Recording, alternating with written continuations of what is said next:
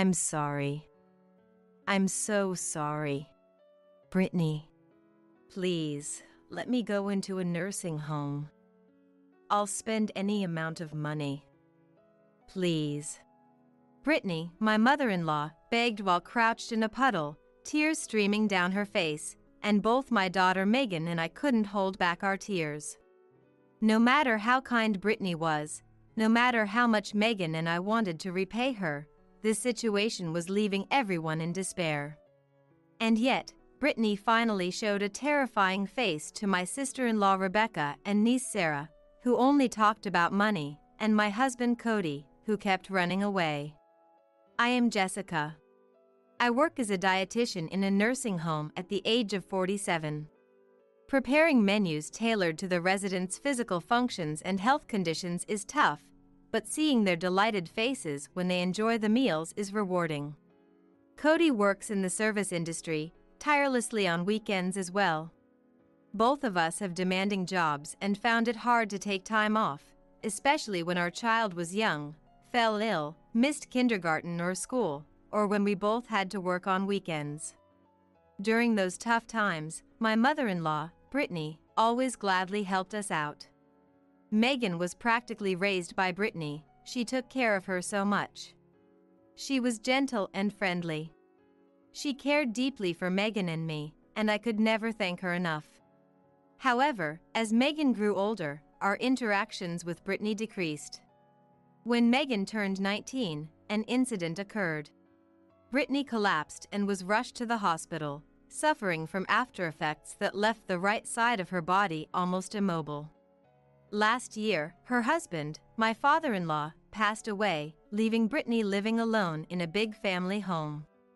Naturally, she needed care, but Cody's only sister, Rebecca, I moved out because I got married, showed no intention of helping. And yet, she vehemently opposed placing Brittany in a nursing home. In the end, we sold our apartment and moved in with Brittany. I'm sorry. On the day of her discharge, when we went to pick her up from the hospital, Brittany looked so apologetic in her wheelchair. Her arms and legs, visible from her sleeves, had become shockingly thin and frail. Remembering how she used to play energetically with young Megan, being so kind and strong, made my chest tighten. Yes. I have so much to repay her for. Brittany, from today, let's live together. Megan and I were really looking forward to this. Jessica. Tears welled up in her eyes at my words. Thus began my life of caregiving, which was much harder than I had imagined. In the morning, I would do the housework and get Brittany ready, then hand her over to the home care worker. I would hurriedly get myself ready and go to work. After work, I would take over from the home care worker, doing housework while taking care of her. By the end of the day, I was exhausted, collapsing into bed and falling asleep instantly. Cody, seeing me, would say, "Thank you for everything." But he never offered to help with the caregiving. It's hard to see my mother so weak. He wouldn't even enter her room. Even when I asked him to help with the housework, he would say, "I'm a man, I can't do that," and showed no effort to help. Even Megan, who attends college, helps out on weekends. Rebecca and her only daughter, Sarah, only show up occasionally, and when they do, it's just to complain to me. Isn't this room too cold? Are you trying to weaken Mom to get her inheritance? Grandma, are you okay? Isn't Jessica treating you badly? They don't even try to help or contribute money, instead making me the villain while pretending to care for her. The only saving grace is that Brittany is mentally sharp and isn't swayed by Rebecca's words. Thank you for worrying about me. It's okay, Jessica is really taking good care of me. Just the other day, she ordered my favorite apples for me. Brittany smiles and praises me. Well, if you say so. And even Rebecca falls silent. She then complains about her own household to Brittany, and Sarah takes some money for her tuition and leaves. If she wasn't such a kind person, I would have run away with Megan a long time ago. That's how fed up I was with Rebecca and Cody. Still, I managed to juggle caregiving and work for 6 months, but then I twisted my ankle at work and had to use crutches for a month. Of course, I couldn't support Brittany with this foot.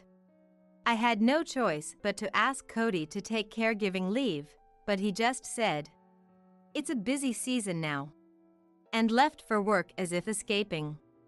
Naturally, Rebecca wouldn't help either.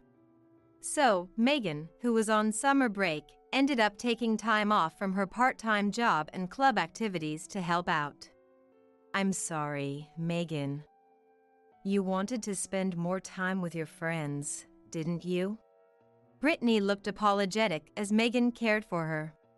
She just smiled and said not to worry, but Brittany kept a sad expression. Brittany cared deeply for Megan, and it pained her to see Megan burdened.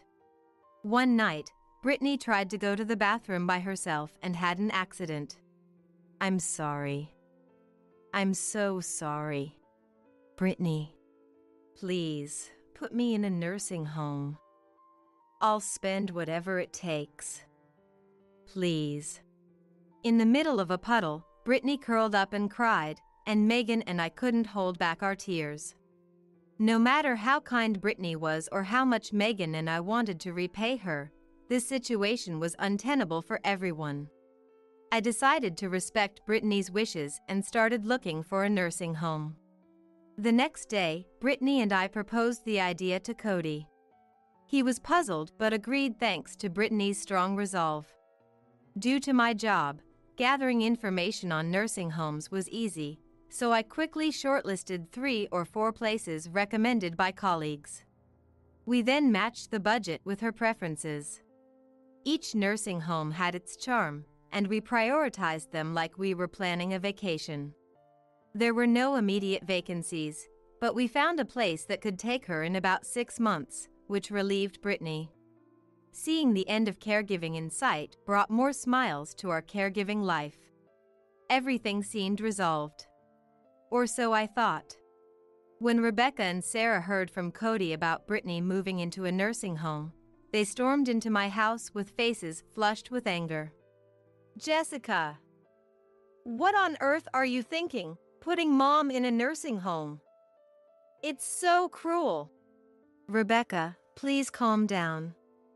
Brittany herself wanted to move into the nursing home." "Liar. You just got tired of taking care of her and dumped her. How heartless." "Poor Grandma." Sarah pretended to cry beside the shouting Rebecca. "Cody, did you properly explain everything to Rebecca and Sarah? You heard Mom's wishes too, right?" Well, that is..." Cody looked flustered. He was scared of Rebecca's wrath and blamed it all on me. "Coward. So, you're planning to put all the responsibility on Cody? You're really a horrible person. You must have manipulated Mom too." "Ugh, the worst." Sarah fanned the flames of her anger. Cody just stood behind Rebecca, giving me apologetic glances. Then, Megan emerged quietly from her room next to the living room, glaring at Sarah. "Who's the real worst here?" "What?" Sarah's mouth twitched slightly.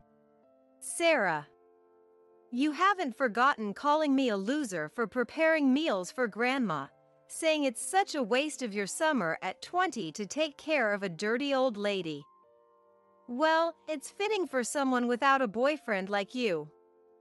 I'm off to LA with the pocket money Grandma gave me. Have you? Did you really say such awful things to Megan?" As I stared at Sarah's face intently, she looked momentarily troubled, then sneered mockingly. "Oh, did I say that? You're just jealous because you don't have a boyfriend." "Yeah, Sarah would never say something like that." "I also know what you and Rebecca do when you visit. Rummaging through Grandma's closet and stealing her rings and stuff." "What?" Rebecca let out a strange sound of surprise. I had suspected that her belongings were dwindling, and it seemed my hunch was right. This woman was the culprit. As Megan and I stared accusingly, Rebecca broke into a cold sweat and shouted, "No way! I was just keeping them safe because I thought you guys would sell them off. We're not after the inheritance like you two are. Then it's fine if we sell this house and put Grandma in a nursing home, right?" "No! That would reduce the inheritance." Rebecca's roar silenced the house. "Oh." Realizing her slip, Rebecca let out a small gasp. "Rebecca." As I opened my mouth to confront her, Rebecca cut me off with her accusations. "How awful! Like mother, like daughter. Trying to ruin me." "Hold on. If you're not after the inheritance, then prove it by taking care of Mom here until the end. Cody, as the eldest son, you should properly discipline Jessica and Megan." Yeah, right. "In any case, I absolutely forbid you from abandoning Mom in a nursing home." Rebecca forcefully imposed her demands and left with Sarah. Cody, unable to bear our cold stares, "That's how it is," also slipped away, saying. Leaving me stunned, Megan let out a deep, deep sigh next to me. "I'm sorry, Grandma. I didn't mean to upset you with such unpleasant stories." "What?" When Megan opened her bedroom door, she found Brittany lying on the bed. "Brittany!" "It's a beautiful day today, so I decided to do a thorough cleaning of Grandma's room. I let her rest here." Megan looked down awkwardly. "Jessica, Megan, I'm really sorry. It's all my fault." Brittany covered her face with trembling hands, and I hurried over to her. "Brittany, it's not your fault at all." "No, it's my fault. I failed at raising my children." "That's..." Megan and I fell silent, unable to find the right words. Brittany also became quiet. "Jessica." "Yes?" Brittany slowly removed her hands from her face, revealing a terrifying expression with eyes burning with anger. "Naughty children need to be punished." "Yes, you're right." Megan and I swallowed nervously, feeling Brittany's genuine anger for the first time. Thus, Megan and I decided to cooperate with her plan for punishment. We checked if this was really the best course of action, but Brittany's determination was unwavering. I also steeled myself, believing this was the best way to exact revenge. A few weeks later, on a weekend when we were ready. When we called Rebecca over, pretending to apologize, she arrived with an air of arrogance. "Rebecca, I'm sorry for the other day. As you pointed out, I did consider putting Brittany in a nursing home because her care is too much for me." Rebecca snorted in satisfaction at my humble posture. "Admitting your fault, how honest. Then from now on..." "Yes, from now on, I'll leave everything to you, Rebecca." "What?" Rebecca's mouth dropped open in surprise, and I continued, looking downcast. "I don't want to take care of Brittany, but I want the inheritance. I don't deserve to take care of Brittany." "What?" "So, I will divorce you and leave this house." "What?" Before Rebecca could react, he screamed in shock. His pale face was amusing, but I held back my laughter and continued my act of being overwhelmed with sadness. Of course, Rebecca was also panicked at the thought of losing her slave. "Wait. What are you talking about?" "Yes. Leaving everything to someone irresponsible like me must worry you too, Rebecca. So, I'll leave." "That's not what I meant." As I tried to leave quietly, Rebecca desperately stopped me. At that moment, Megan appeared, bringing Brittany along. "What's all the commotion about?" Rebecca sighed in relief at Brittany's arrival. "Mom! Listen, Jessica is..." Brittany, from now on, Rebecca will take care of you. So you don't have to go to a nursing home. Wait. Before Rebecca could say anything, I explained the situation loudly, overshadowing her words. Oh my! A daughter is truly a blessing. Daughters-in-law are useless. So, when can I go to Rebecca's house? What? Don't worry. I just arranged a truck, so you can go there today. What? Oh, thank goodness. I'm finally free from this hell. As Brittany and I smiled at each other, Rebecca stood there, stunned. Rebecca seemed utterly overwhelmed by the sudden turn of events. And we've arranged for our moving truck, so we'll be leaving today. Cody, thanks for everything up till now. What? I never agreed to a divorce. Cody's decision has been conveyed to me by Brittany. Look. What? What I thrust at him was indeed a divorce application written in Cody's handwriting. But that's... Cody's face turned pale. Of course, this was all Brittany's strategy to ensure my smooth divorce. In fact, this divorce application was something Brittany had secretly made Cody write. She had told him that if I ever caused trouble, showing me this would make me comply. Had he refused to sign, perhaps there might have been some mercy. But seeing him sign so quickly, whatever little affection I had left for him vanished completely. I looked down at the trembling Cody and then deeply bowed to Brittany. Well then, Brittany, I'll be leaving now. I'm sorry for any trouble I've caused. Don't ever come back to this house. Brittany smiled sadly.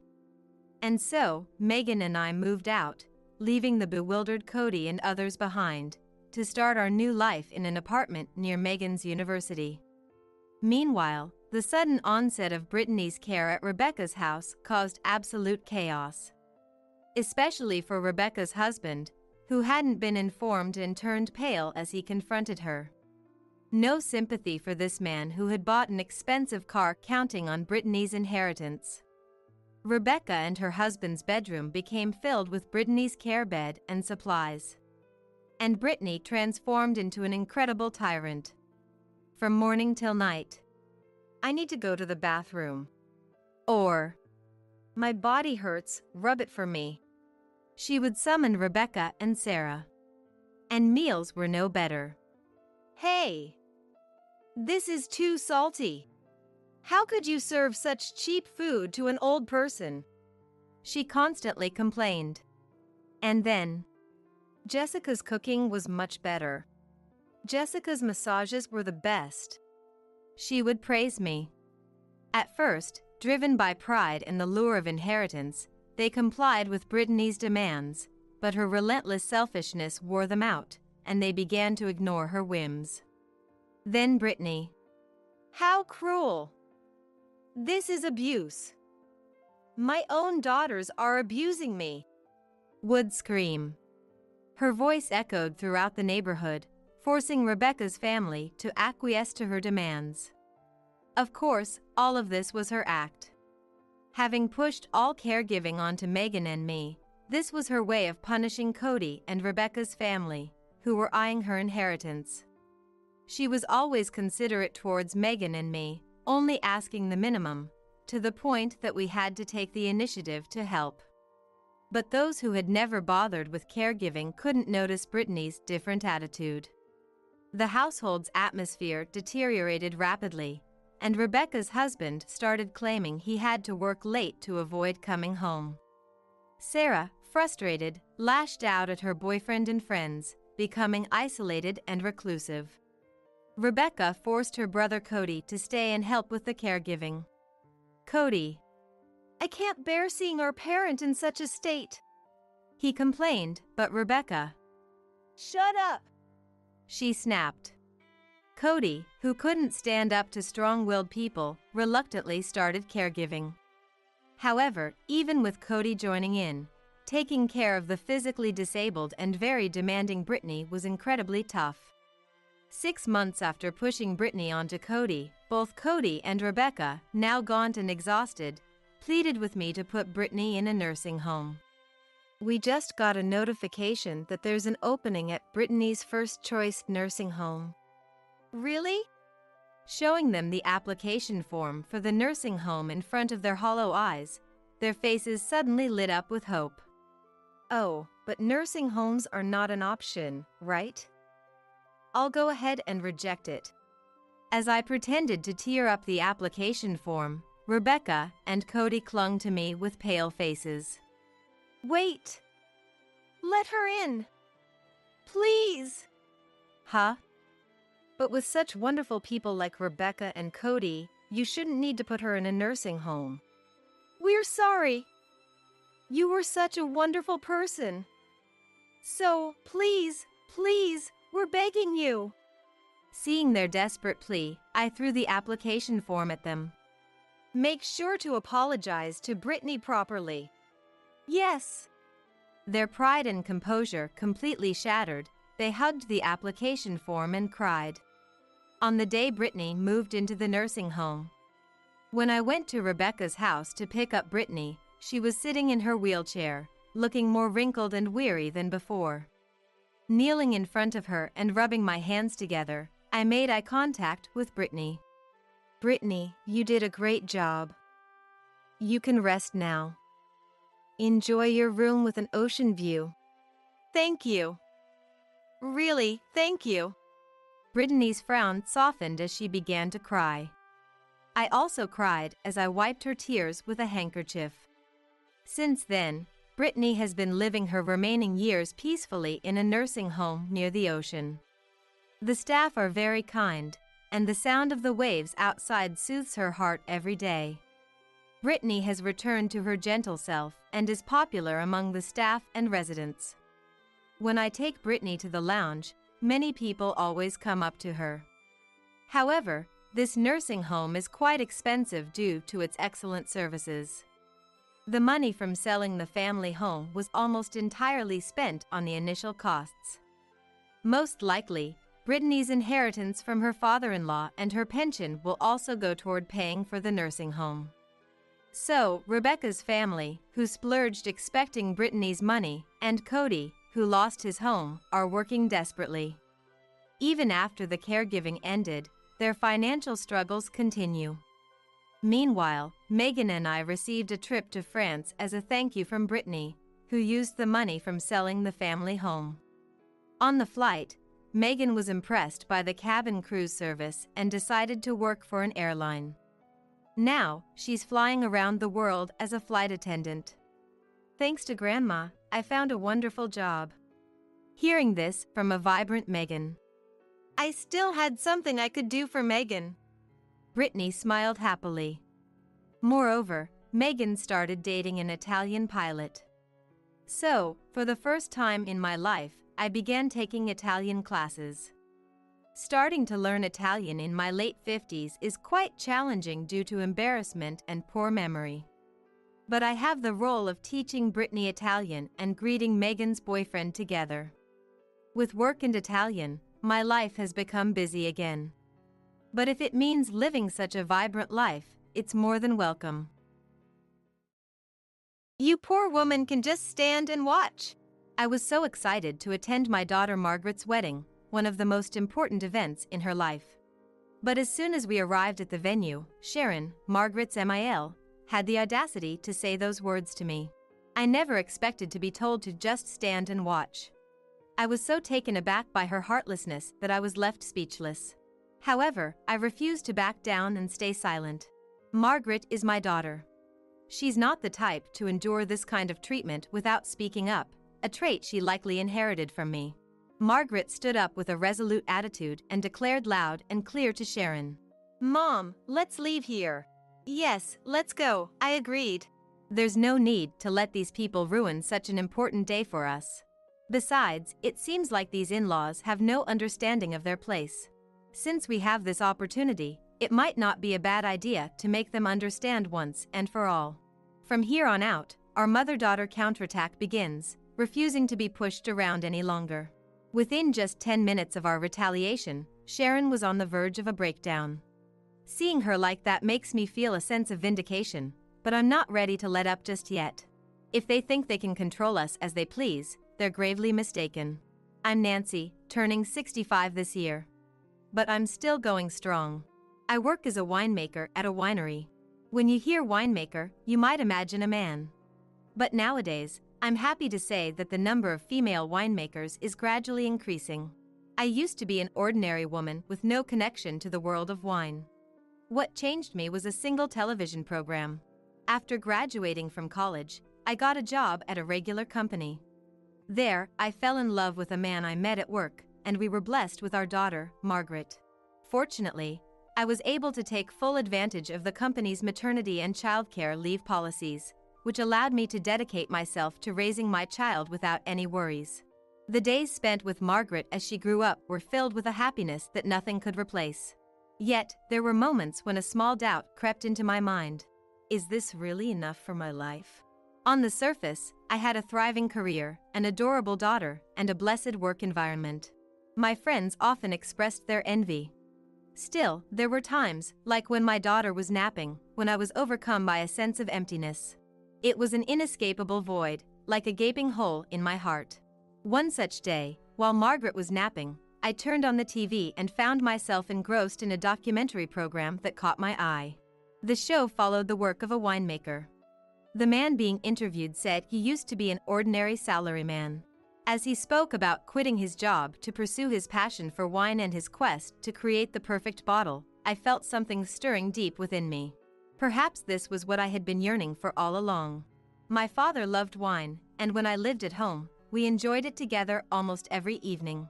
The recommended temperature, the perfect food pairings, the unique flavors, depths, and aromas of each wine, back then, I drank without much thought, but looking back, I realize how incredible it all was. I couldn't help but be amazed by the profound world of wine. Of course, I knew that winery owners were a male-dominated society. There were only a handful of female winemakers out there. That's precisely why I began to nurture a desire to create wines that women could enjoy deliciously and joyfully. My family supported my career change. I'm still filled with gratitude for their cooperation in household chores and picking up the kids. Thanks to their help, I was able to get a job at a winery in the next town over. As it happened, that area had many wineries, and I encountered one that was looking to take on new challenges. I worked as a clerk and a tour guide while studying the fundamentals of wine every day. Since it was a field I was already interested in, I found the learning process enjoyable. I felt a sense of fulfillment that I had never experienced in my previous jobs. But then, just as things were going well, my husband fell ill and passed away. I couldn't let the hopes of my husband, who had supported my dreams and encouraged my winemaking, go to waste.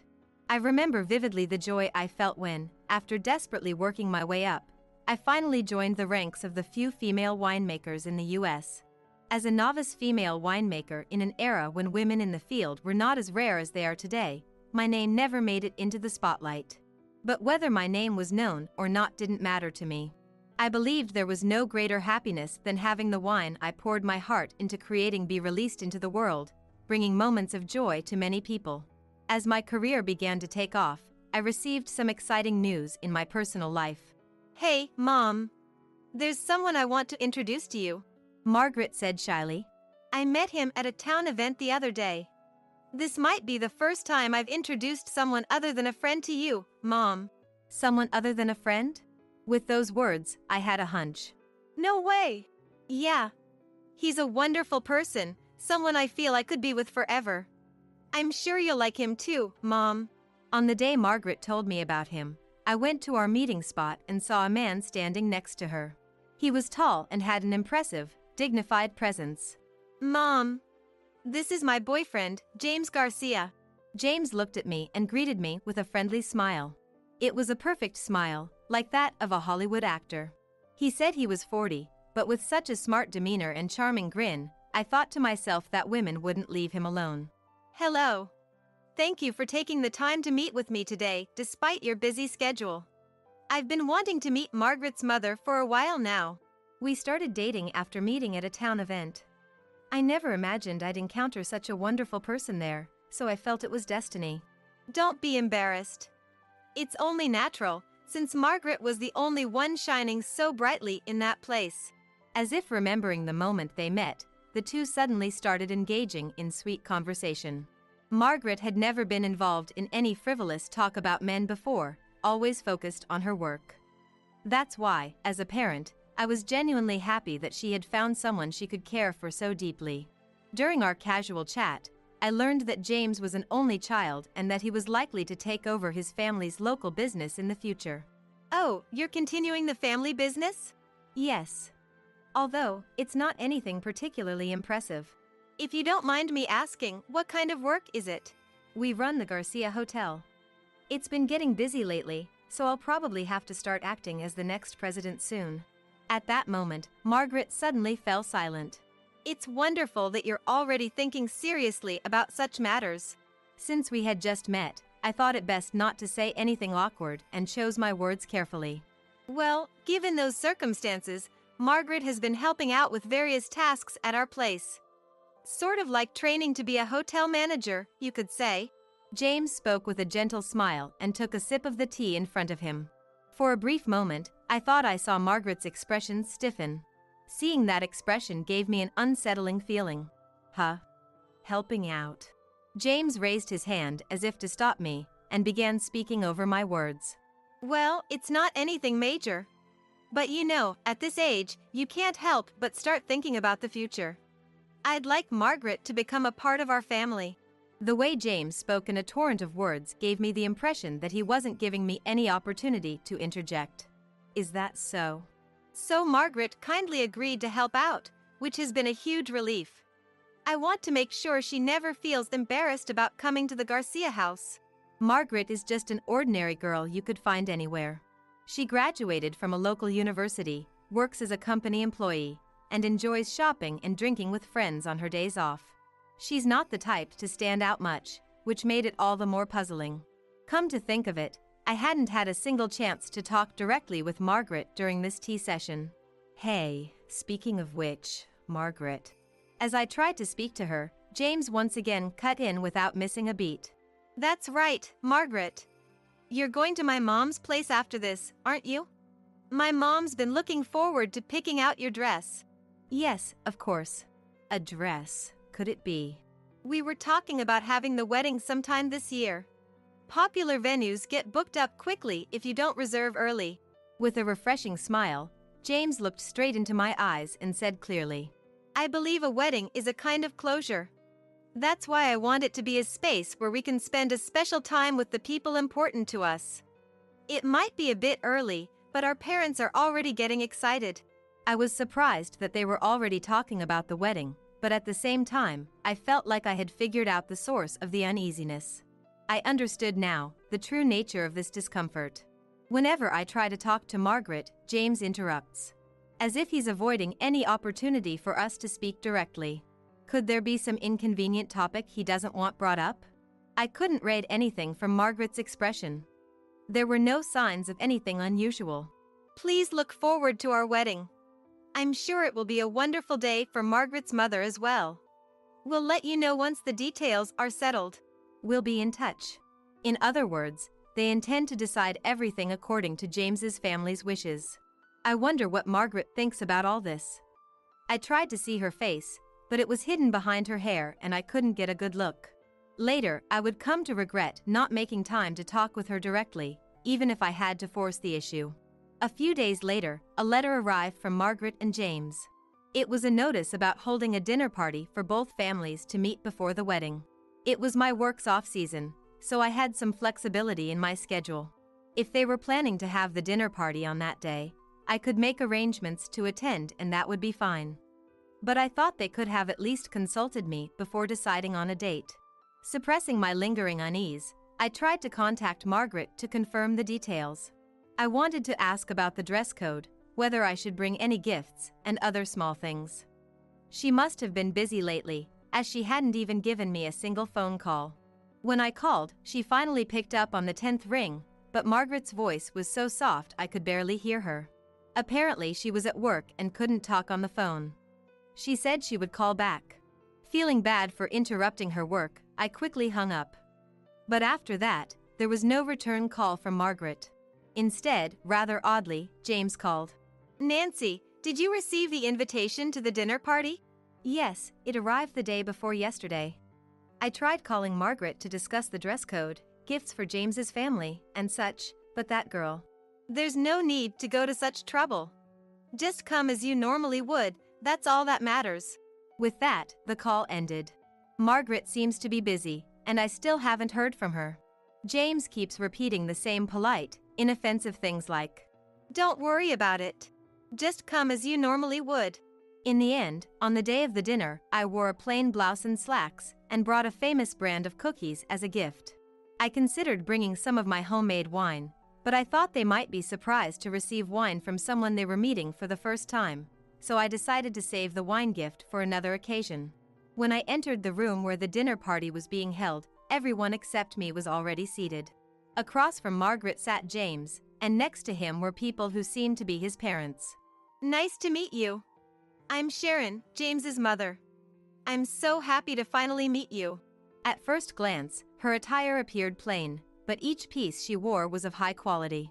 And more than anything, her aura was different. Her dignified demeanor and flawless presence reminded me strangely of James. Nice to meet you. Well, I've always wanted a daughter. I'm so glad Margaret is joining us. I heard she only had a mother, so I wondered what kind of girl she was, but I feel relieved now. Is this really the time to be saying such things? Everything she says is irritating to listen to. Well, we're planning to have the wedding soon and preparations are underway. It's sure to be the perfect day to celebrate the start of their life together. Look forward to it. Sharon seems unable to contain her excitement.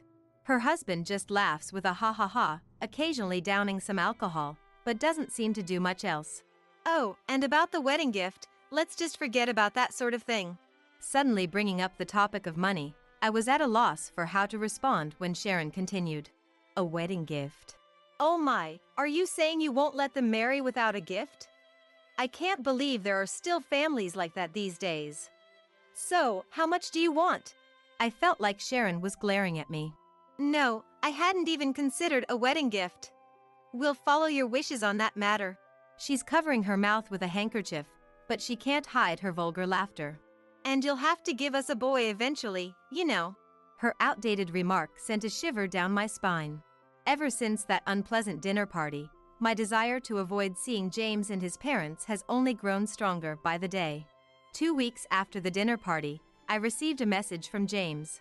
We got married today. I wanted to hear the news directly from my daughter, but it seems Margaret has quit her job to help out at the Garcia Hotel. She must be busy with her training as a hotel manager. Still, I had no idea the owners of James's family, who run several hotels in this area as a hotel group, would be so high and mighty. I'll attend the wedding because I want to see Margaret in all her glory. But after that, I'd rather keep my distance from them. Even after our first meeting, I still couldn't get through to Margaret on the phone. She only sends a few messages late at night. No matter what I ask, all she says is, "I've been too busy to contact you. I'm sorry." Her short replies, like telegrams, only add to my anxiety. I managed to find out the date and location of the ceremony, but I don't know anything else. For someone about to get married, I don't sense any aura of happiness from her at all. Can the wedding really go smoothly like this? Even though Margaret has always been somewhat plain, I thought she might show a glimmer of excitement or longing on her face for her wedding day. The day of the wedding arrived, with my unease still lingering. I attended Margaret and James's wedding and tried to find my seat, but it was nowhere to be found. While I was puzzling over this, the ceremony began. As I hurried towards the family seating area, Sharon approached me. You poor woman can just stand and watch. It was so sudden that I couldn't comprehend what was happening. I never said you could sit. And to think you'd try to sit in the family section. She looks down on me with an expression of utter disbelief. The people around us don't try to stop Sharon's behavior, they just watch. Some of them even have the gall to point their cameras at me, as if to say, "Oh, something interesting is happening." They seem to delight in the misfortune of others.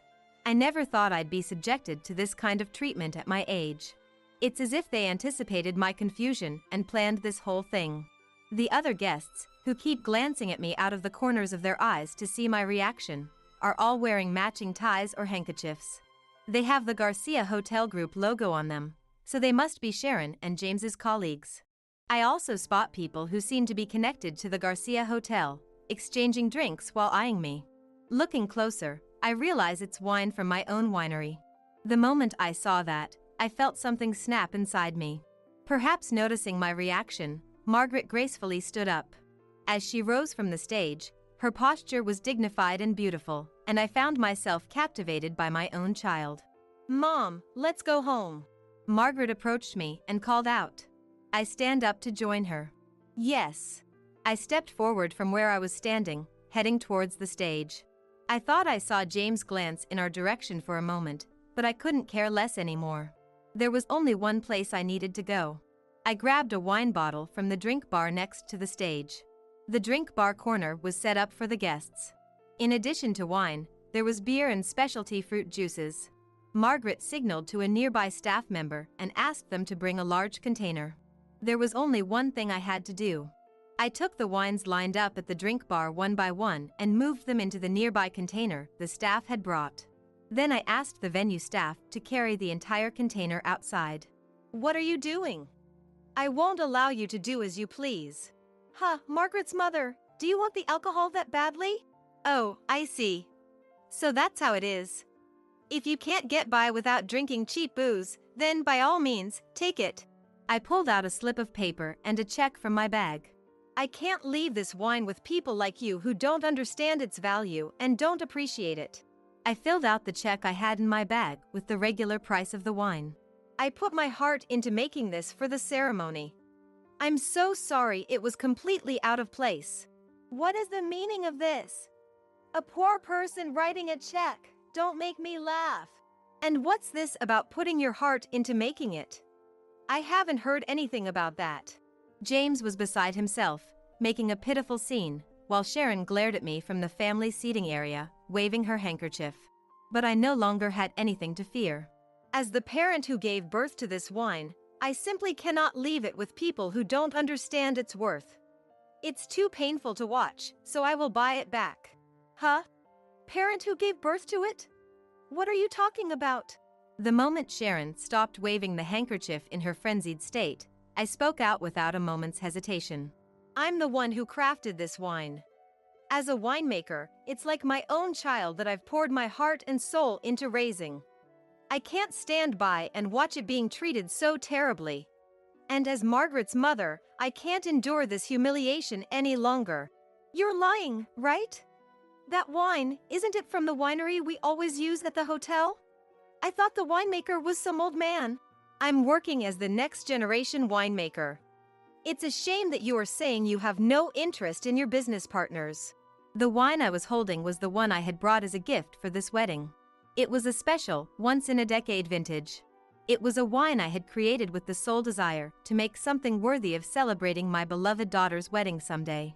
It was one of the bottles I had crafted with a premium label and serial number, not available in regular stores or bars.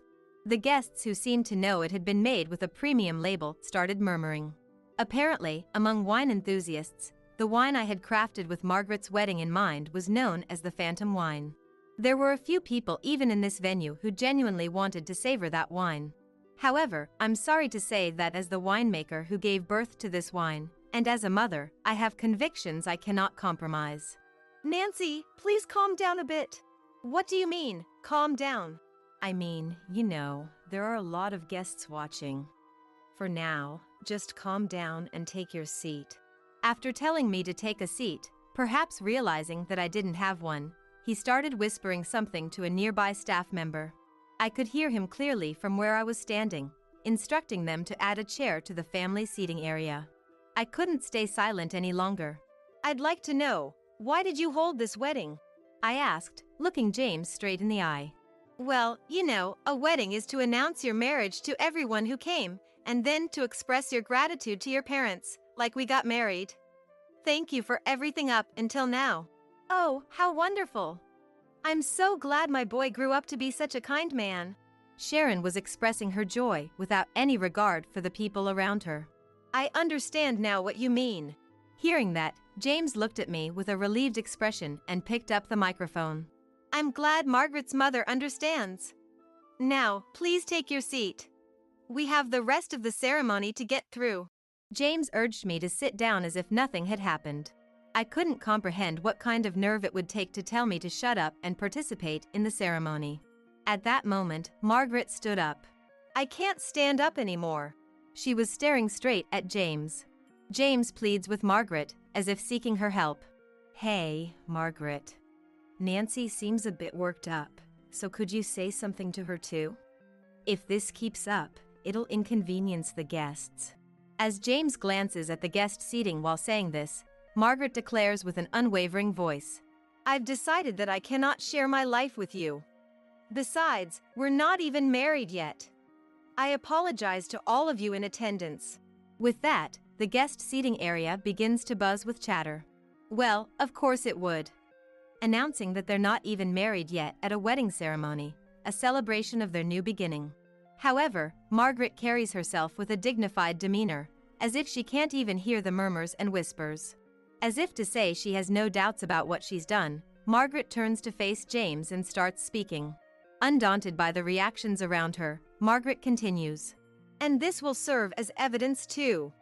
The rules of dormitory life. The photos sent to the guests and me are printouts labeled dormitory contract. I'm overwhelmed by the content that reads like school regulations. It details minute rules of daily life, penalties, how to spend days off, and so on. When you showed me around the hotel, I thought something was off about the employees' behavior. I never imagined it was because of these rules, though. Looking through the photos Margaret sent, I see company mottos and regulations that are unthinkable in this day and age. Smartphones collected during work hours. Computers and smartphones in the dormitory require permission. Use of social media prohibited. And so on. Even high school students these days wouldn't be able to put up with this. In other words, you make sure inconvenient truths don't get out to the public. In fact, you've been manipulating the books as you please, so you can't talk your way out of it. No, that's a misunderstanding. It's truly her misunderstanding. At this, Margaret cuts him off with a look that says she can't bear to listen, and places accessories like necklaces and brooches, as well as her purse, in front of James. I thought the Garcia Hotel's online reviews were too good to be true, but to think it's because you've been silencing your employees. Trying to boost sales through such underhanded manipulation is despicable. No, just hear me out. Let's hear this first, shall we? Margaret plays a recording app on her smartphone. You can't even do something like this? What's wrong with you? I could send you back to your parents' place. You were using your smartphone without permission in the middle of the night, weren't you? If you can't focus on your work, are you going to quit? But if you leave this hotel, you won't be able to find work anywhere else with your skills. Sharon and James's intimidating scolding continues. Hey, can I dock this girl's pay? Rather than paying a useless person like her, it'd be far more meaningful to add it to James's allowance. Oh, of course. Let James buy whatever he likes. I'm sick of even looking at this waitress's face. Sharon and James's yelling goes on and on. What will you do if more people find out about this? James and Sharon are struck speechless, frozen in place. James then looks at us with an expression that seems to plead for mercy. However, considering everything that's happened, we can't afford to go easy on him. Hey, back when we first met, there was a time when you gave me gifts like accessories, remember? Why did you give me those presents? Well, you see, I was desperate to catch Margaret's attention, so... Then do you remember saying this? She takes out a wallet, necklace, and brooch from her pouch, clearly high-end items at a glance, and places them on the table before asking. I'm pretty sure you said, with just a little effort on my part, buying something like this is a piece of cake, didn't you? In an instant, the color drains from James's face. What? No way, that must have been, it was obviously a joke. I wish it had been a joke too. But it wasn't, was it? Margaret operates her smartphone and sends images to the guests' smartphones. You use this money to buy gifts for me, right? The books from this period look suspicious. Suspicious? That must be your imagination. It looks like you've been falsifying the books quite a bit, not just during this period. I noticed after I started dating you and was made to work under the guise of hotel manager training. James and Sharon turn pale. I thought, wow, they're keeping pretty sloppy books. And then you launched a gift strategy to win me over as your prospective wife? Even from a distance, it's clear that the color is gradually draining from their faces. It must be something serious. Hey, what do these numbers represent? Margaret holds out a ledger book right in front of James. Huh? What's this? And why does Margaret have this notebook? It's the calculation ledger. You insisted on doing it on paper and writing everything by hand in a notebook, remember? I flip through the notebook in my hands and stop on a certain page. Who was it that pushed this on me, saying, to become a hotel manager in the future, you need to be able to read a book or two? No, that's not what I meant by that. Sharon tries to make excuses in a noticeably high-pitched voice. In other words, Sharon must have known about James's embezzlement and extravagant spending too. This. There's no talking your way out of this. No way. The notebook contained detailed records of the flow of money. The amounts here and there don't match up. And the sheer size of these amounts isn't normal. Look, you just need to write these things down roughly. A ballpark figure is fine. Margaret doesn't understand that balance, so she tries to do it too meticulously and fails. James speaks to me with a know-it-all attitude. Just so you know, I used to work in accounting, so I can't turn a blind eye to these money flows. If I overlook these small discrepancies, it'll come back to bite me later. I shove the notebook back at James. No, you can't judge our hotel based solely on the notebook of some company's accountant. What? Are you serious? Even James, as bold as he is, seemed to realize he couldn't continue this conversation any further. He finally shut his mouth. Falsifying money, using it for entertainment, wasting it. It's absolutely unforgivable. That's why, when you told me to issue a marriage license, I actually tore it up and threw it away. What? No matter how excellent someone may be, no matter how distinguished their family background, I don't want to become family with someone who falsifies money and causes others to feel distrust and unease. Margaret said all of this in one breath and then left the venue. That's my daughter for you. She has a strong core. Alarmed by this, James timidly approached me. Hey, Margaret was just joking earlier, right? Surely she wouldn't say she's not getting married after all, not after holding such a grand wedding ceremony, right? What are you talking about? I ask, looking James in the eye. I mean, come on. If she gets married now, and married to me at that, she'll be set for life. And if she says, never mind, I'm calling it off here and now, wouldn't that be fraud? James looks at me with a smug expression. I respect my daughter's thoughts and decisions. It's not about it being a wedding ceremony or not. About 10 minutes after Margaret said to me, Mom, let's go home. Sharon had become half-crazed. Who do you think we are? Enough with the disrespect. You're just a lowly winemaker. The easygoing smile from before had vanished from Sharon's face as she became hysterical. I've decided not to do business with those I can't trust, so if you'll excuse me. In the end, it was decided that there would be no further dealings with the Garcia Hotel. I don't want to supply the wine I poured my heart into making to a place that treats it so carelessly. And it seems Margaret was able to properly say goodbye to James. When they first started dating, she apparently thought James was wonderful, but halfway through, she seemed to come to her senses. When you're actually in that environment, it can be hard to notice that something's off, even when it is. I have experience with that myself. But there's nothing good about being in an environment where you can't cherish yourself. Margaret seemed to realize that through this experience, and I'm really glad. It put my mind at ease. Mom, I'm sorry for causing you so much trouble. It's okay, I'm just glad you realized it. And I never imagined the wine I made would be treated like that either. Since the day she fled the Garcia Hotel and broke up with James, Margaret has been working hard on her job hunt. Luckily, she quickly found a new workplace and seems to be living fulfilling days now. As for me, I'm still devoted to making wine as always. This year, we're launching a new series for the first time in several years, so the winery is extremely busy day and night. There's no time to relax, but I think it's fine because it's enjoyable in its own way. Plus, this is the first time I'm serving as the face of the brand for a new series launch, so there's that pressure too. Delicate wines, crafted by a female winemaker. With that concept, I'm determined to pour everything I've got into it.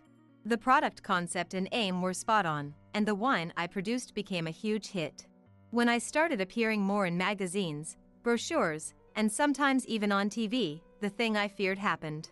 Right after I got to work, a male employee who had arrived earlier stopped me. Apparently, a woman was sitting down at the entrance for visitors. According to him, she refused to budge until she met with me. Got it. I'll go check it out. When I went to the visitor entrance, I found the last person I expected. You finally came. As expected, a popular female winemaker is on a different level. Don't think you can do business as usual around here after humiliating me. I've been doing business with this winery since the previous generation. I could agree to a big contract with you again, you know. The two were talking big, but they looked much shabbier than the last time I saw them. Their clothes had lint, stains, and frays that were noticeable even from a distance, making them look pitiful. Hey, are you listening? I thought you might be in trouble since you can't do business with the Garcia Hotel anymore, so I'm reaching out to you. How about you give me an answer? If you just bow your head now, I'm saying I'll do business with you like before. You know what'll happen if you waste this chance, don't you? I took a breath and said to them, You are neither affiliates nor customers. And of course, I'd like you to refrain from such nuisance behavior in the future. At that, Sharon grabbed my shoulder with such force that it seemed she might attack me at any moment. That's quite a way to talk. Do you understand your position? Someone who hasn't received a proper education couldn't possibly know how to speak properly, could they, Mom? Besides, an old, run-down winery like this is bound to fail soon anyway. I'm appalled by their outrageous attitude, but if I leave them unchecked, they'll just repeat the same things. I was aware that you were loitering around the employee entrance and peering inside from the visitor entrance many times. And of course, I also know you took products from the souvenir shop for winery tour guests. No, that was, well, it was so terrible that I consulted the police. When we installed security cameras, we got solid evidence of your numerous nuisance behaviors. With this much evidence, I'm sure you two intelligent individuals can understand. When I said that and turned to them, their faces were paler than I'd ever seen before. No, that's such an underhanded trick. The two seemed determined not to apologize. It's easy to imagine that their pride won't allow them to apologize because they look down on me. Well, I guess it can't be helped. For now, I need to get back to work. Huh? Then, for today, I'll take my leave here. With that, I walked away from the two and returned to my workplace. Afterward, I took the security camera footage, recorded conversations as evidence, and the shoplifting history to the police for consultation. As a result, Sharon and James's actions were deemed malicious, and they now have a criminal record. Naturally, this also tarnishes the name of the Garcia Hotel Group. The hotel industry has been in a tough situation due to factors like the decline in travelers, but this latest trouble with the management seems to have made things even worse. With the flood of low ratings on review sites, it's likely only a matter of time before they go under. But that has nothing to do with me. I'm finally free from the problems with Sharon and James and have regained a peaceful life. As a producer, I'm truly happy that the wine I made has generated a lot of buzz, caught the eye of international travelers, and become an even more popular product. Not only have shipments increased, but the winery's name recognition has also gone up, making me even more enthusiastic about my work going forward. From now on, I intend to work even harder to ensure that many people seeking this flavor can enjoy the wine I create.